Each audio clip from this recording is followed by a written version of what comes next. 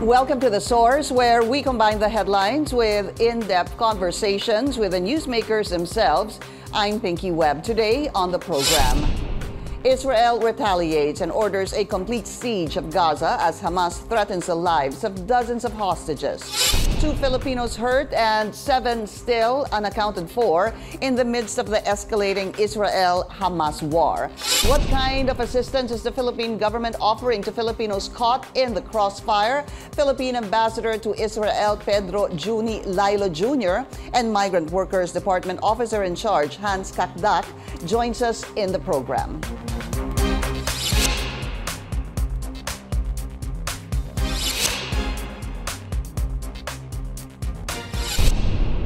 Israel is striking back at Hamas targets after its officials ordered a complete siege of Gaza.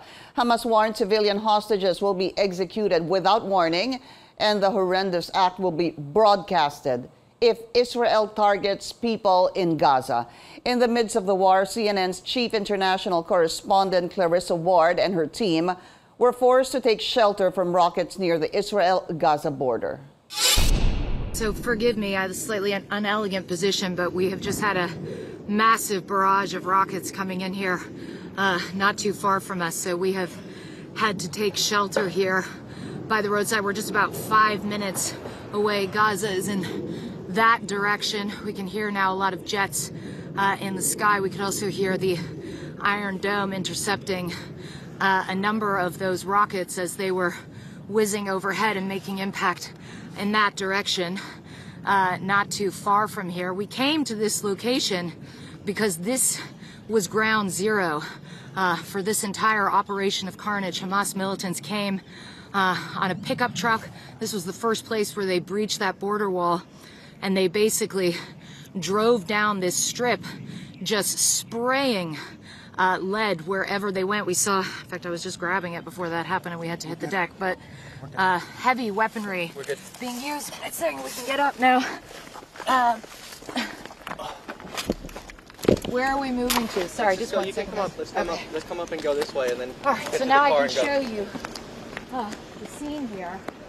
This is where those militants first came, opening up fire on all these vehicles. There's a baby carriage down there, turned over on its side. You can see over there, Clayton, if you just show in the distance there, some kind of strikes, looks like in Gaza as well. Return fire. Or is that the smoke from the rocket launches? Forgive me. It's a little difficult after being crouched in a ditch to know exactly what's been going on. But yes, multiple casualties along this area. You can probably see the scale of the damage that was done to these vehicles. A lot of them just blew up with the force of the ammunition they were taking. And they're just now towing away the actual pickup truck that was carrying those Hamas fighters. And met with some resistance. Careful, Clayton. There were a couple of bullet holes in the windshield rather. So they stopped the car, they got out of it, and they just went on this shooting spree. This is also, they believe, where a lot of hostages were taken. They just got out of this, started grabbing people, started shooting people, and taking them back to that side of the border. And CNN's chief international correspondent Clarissa Ward there reporting. 7 Filipinos in Israel remain unaccounted for, according to the Foreign Affairs Department. That's the latest news we have. The DFA says the Philippine Embassy is working nonstop with Israeli security authorities and community contacts to ascertain the condition of those missing. Now let's go straight to the source of the story. We have Philippine Ambassador to Israel, Pedro Juni Lailo Jr. Ambassador Lailo, thank you so much for your time. Welcome to the source, sir. Thank you, Pinky, and good morning to all of your viewers. Yes, I appreciate your time, Ambassador. I believe it's about 4 a.m. there, and you have been receiving interviews or granting interviews nonstop since 1 a.m., I heard. Yeah, that's part of the job. That's right, sir. Mahirap po siguro din matulog sa ganitong klaseng panahon? Yeah, talaga. Oo. Pero yun na nga, no? Pinky, ano ko lang yung, i-update ko lang yung mga nangyayari dito, no? As of October 9, no? 10 o'clock Israeli time, no? Yung sa total na 29 na reported na missing, may 23 na na-rescued or na-recover na, no? Tapos merong 5 pa rin na missing, no? Hindi pa natin na-account, no? And then meron kaming na-receive kagabi na report, meron daw isang namatay, no? So first thing in the morning, no, ay pupunta ang ating labor attaché at i-verify niya, no? Doon nga sa reported na may isang nasawi daw na caregiver, no? Ambassador, let's clarify that because again, I want to go back to what the DFA was saying, no? Kasi initially there were 29 missing, and then supposedly 22 were rescued, transferred to safer areas, and now in hotels. Doon sa 22, one is supposed to be in the hospital for moderate injury. Sinamaan ho ata sa arm. Yes, oo, habang nire-rescue siya, oo. Okay, so tama pa rin po yun. Nagbago na yung ano, no, yung sitwasyon, naging 23 na yung total na rescued, no? Tapos may 5 pa rin hindi na yung na-account, 5, no, na Filipinos. And then itong ang isa, yung natitira, dati missing siya, pero yun nga, may nag-report na Filipino community leader na sa pagkakaalam niya na nasawi. So i-verify natin 'yan. All right. Bakit po naging ganun yung report, Ambassador, that the Filipino community is saying that mukhang meron na pong namatay po itong isang unaccounted for? What details can you give us? Kasi nag-meeting kami with the Filipino community leaders last night. So around 10 o'clock, may nag-report na nagsabing sa pagkakaalam niya meron daw nasawi, kaya nga kailangan nating i-verify yan, no? With the police, no? Siyempre may proseso yan, pero sisimulan natin ngayong first thing in the morning, no? Opo. Yun ang unang-unang gagawin ng labor attaché. Okay, and I'm sure we'll get more information on that a little later on dahil it's 4 a.m. Over there in Israel right now. But Ambassador, I hope you don't mind, no? I know you can't give us much information, but bakit po nag-report itong community leader? Saan daw po nanggaling supposedly itong report na may nasawi? Is it because, what is it? A body was supposed to be found or sinabi po ng pamilya? And what circumstance can you give us or any information? Yes, kasi usually yung Gaza Enclave, no, nagkakaroon ngayon dyan ng military operations, no? So off limits yan, hindi namin yan mapapasok din, hindi kami papayagan na pumasok yan. Kaya nagre-rely kami sa mga authorities, sa Israeli authorities, no? So habang nagki-clearing sila, kasi ang policy diyan sa Israel, lalo na diyan sa mga dangerous places, no, areas na kalapit ng Gaza, may mga safe room yan, no, or mga panic room. Diyan nagtatago kapag mayroong mga umaatake, no. So ngayon, habang kiniklear ng IDF yan, isa-isa, doon natatagpuan yung itong 23 nga. Tapos siguro may doon sa isa sa mga 23, siguro nagpasa-pasa na sabi may alam akong namatay. So ganun, no? Ganun yung proseso. So hindi pa rin natin na-verify kasi nga even yung mga in-evacuate ng IDF, no, na nilagay nila sa mga hotel, kung hindi sila tumatawag sa amin na nandito kami, no, ganyan, doon lang namin sila napupuntahan, no. So kagabi nung nag-meeting kami with the Filipino community leaders, may isa nga na leader na nagsabi na meron siyang narinig na gano'n, no, na napag-alaman niya na meron. Kaya nga kailangan i-check natin at i-verify. And the verification process, Ambassador Lailo, would be through the IDF. Yes.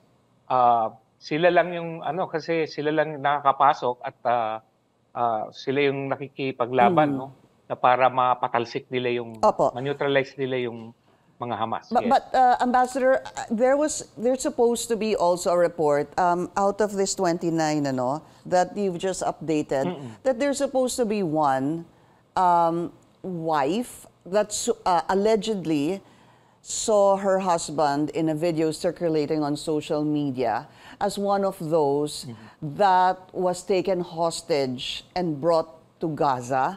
Can you give us any information regarding this or any update? Because if that is the wife who says she seems to have seen, it appears that's her husband, how compelling is this information?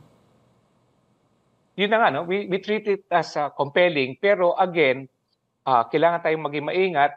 Kailangan natin ma-verify talaga na kasama siya dun sa mga listahan ng kasi so far ang data, no, parang magkaiba yung report. Sinasabi dito sa isang source, 150 prisoners daw ang nasa kamay ng Hamas. So yun, nakikipag-ugnayan kami sa Israeli authorities kung matitiyak nila, no, na may mga kasama ngang Filipino dito, no. Yun, Pinky. Yeah, so it's, we I have to guess, talaga, no, wait for their advisory. So I guess the process, Ambassador, would really be yung mga Pilipino po, pupunta po sa inyo, tatawagan po kayo, will contact you and give information about their loved ones. For example, sir, nawawala po yung kanilang loved ones, yung kanilang kamag-anak, o may nakita sila sa social media. The process would be, they would reach out to you. However, from sa inyo po, kailangan pa po ng confirmation from Israeli authorities. Oo, kasi syempre, sila lang yung pwede nating mahinga ng tulong. For example, bibigyan natin yung names, contact numbers nila, no, at saka picture, yung ganun, no, at saka last known location. Opo. Tapos yung IDF yung mag-verify, no. So kasi talagang bawal tayo pumasok dun sa mga areas na yun. So yung Israeli authorities lang talaga tayo nagre-rely. But the woman who said that she supposedly saw her husband in a video circulating on social media, yun po ay nakipag-ugnayan na po sa inyong opisina, sa embahada? Yes, kaya nga kasama siya dun sa 5 na missing at bine-verify natin ngayon. Kasama nga talaga siya. So, syempre yung focus ng IDF, ma-neutralize muna yung no? So, yun, no? Hindi pa nila, I don't know kung we're waiting for them to act on yung mga pinasa natin na information. And I can imagine, And even, Ambassador, I can imagine that so many other countries, of course, are also coordinating with the Israeli authorities to find out more about their kababayans, hindi ho ba? But, okay, so the 5 unaccounted for, kasama na po dito yung supposedly nakita yung kanyang asawa sa social media video, circulated on social media, kasama na po ito dito sa 5 unaccounted for. Ambassador, sa 5, yeah. I just need to take a short break. This is The Source on CNN Philippines. Please stay tuned.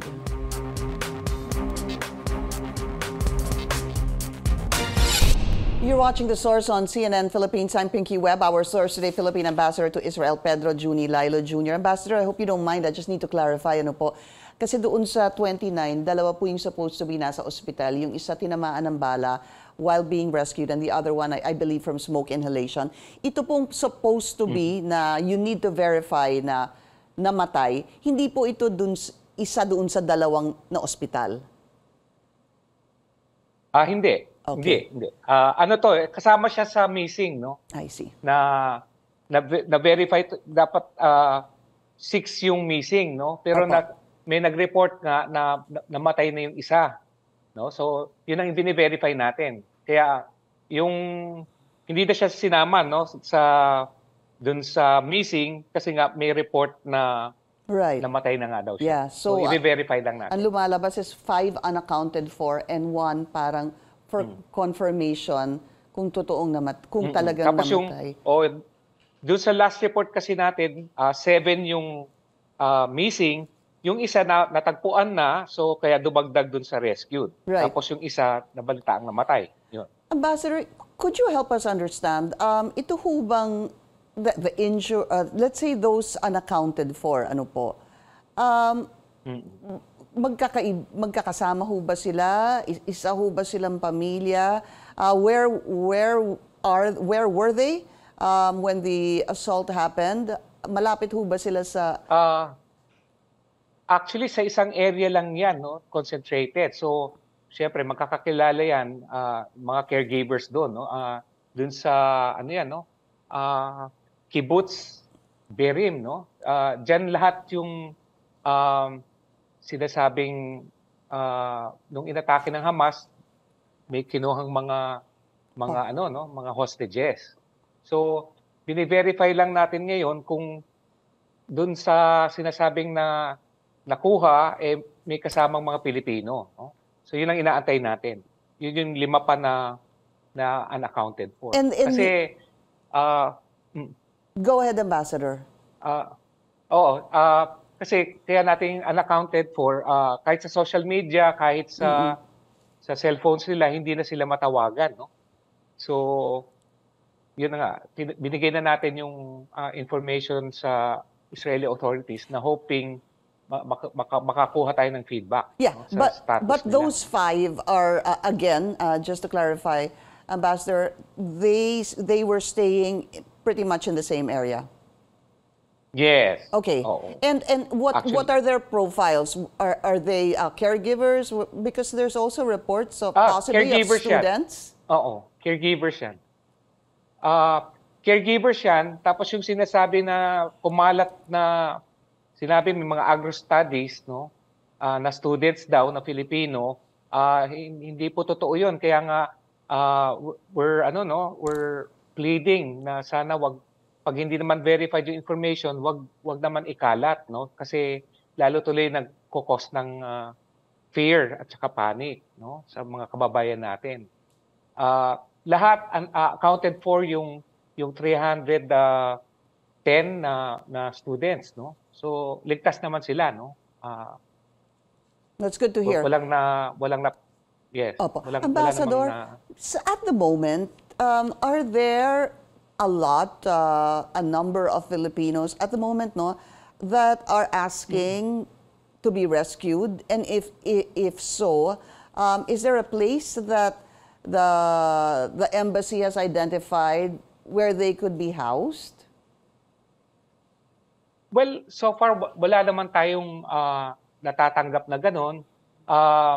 Usually yung Home Front Command, pag na-determine din nila na may danger, no, nililikas nila kagad. Kaya nga itong 23 na rescued, hinahouse nila ng Israeli government sa hotels, no? At libre yung mga pagkain nila, no? Yeah. Kaya yung Israeli government din, inaalagaan din naman nila yung ating mga kababayan. Opo. Pag sila ay Ang sabi nga they treat every national same as their own national or even citizens, para bang walang delineation, walang pagkakaiba. Ambassador, just wanted to get also an overview of what the situation is there now. Paano ho ba yung araw-araw na pamumuhay dyan ngayon? Siyempre medyo tense, no? Kasi nga patuloy pa rin na umuulan ng racket. Hindi nga lang yung kasing grabe nung Saturday, no? Right now, ang tali, 4,500 rockets na yung nilunsad from Gaza, no? At buti naman at most of them are intercepted by yung Iron Dome, no? Kaya hindi lumalanding, lalo na dito sa mga matataong area. Kahapon nga, nung nasa embassy kami, nag-siren ulit, no? Nagpuntahan kami kagad siyempre sa mga bomb shelter. Pero ganun, no? Parang sinasabi nga nila, habang ganyan yung nangyayari, patuloy na magra-rocket, tapos mag-ooperate yung Israeli Defense Forces, no? So tingin namin din hindi ganun kadali na matatapos yung conflict. Very hard to determine that, I'm sure, Ambassador. Please take care of yourself, Philippine Ambassador to Israel, Pedro Juni Lailo Jr. Thank you, sir. Sige. And Maraming salamat, Pinky. Thank you, sir. And we'll be taking a very short break. This is The Source on CNN Philippines. Please stay tuned.